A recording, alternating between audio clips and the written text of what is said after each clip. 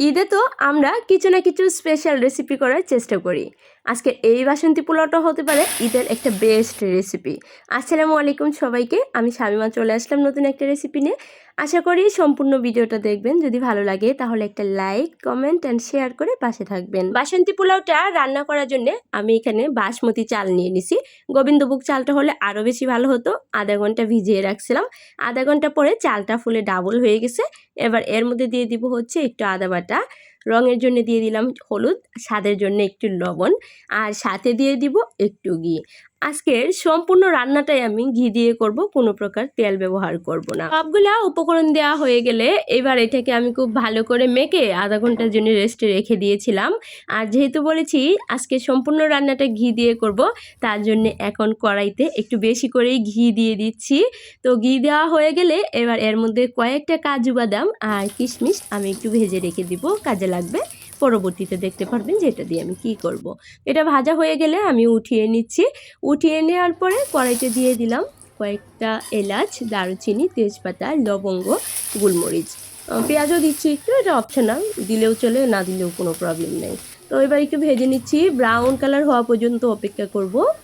এখন যে চালটা আমি আগে থেকেই মেখে রাখছিলাম সেটা দিয়ে দিব। চালের কালারটা দেখেন মাশাল্লাহ খুবই সুন্দর লাগতেছে এখন, আর রান্না করার পরে এটার কালারটা তো জাস্ট ওয়াও ছিল।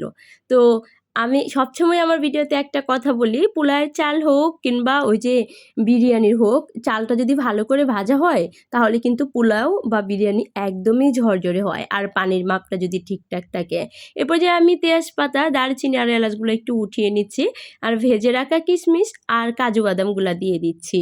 তো এইটা আমি ভালো করে ভেজে নিব। ভেজে নেওয়ার পরে এর মধ্যে হচ্ছে 2 কাপ পানি দিব। যেহেতু আমি 1 কাপ পরিমাণ চাল নিয়েছিলাম, 2 কাপ পানি দিলে একদম ঝরঝরে হবে।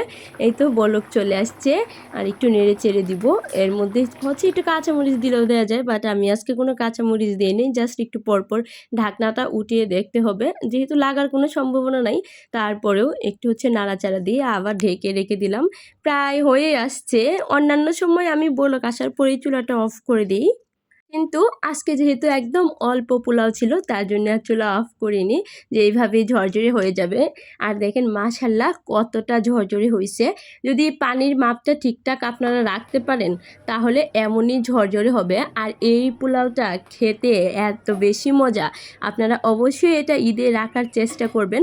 আর পোলাও খাওয়ার জন্য তো আমি আগেই হচ্ছে একটা মাংসের রেসিপি আপনাদের সাথে শেয়ার করছি, চাইলে সেটাও হচ্ছে দেখে নিতে পারেন।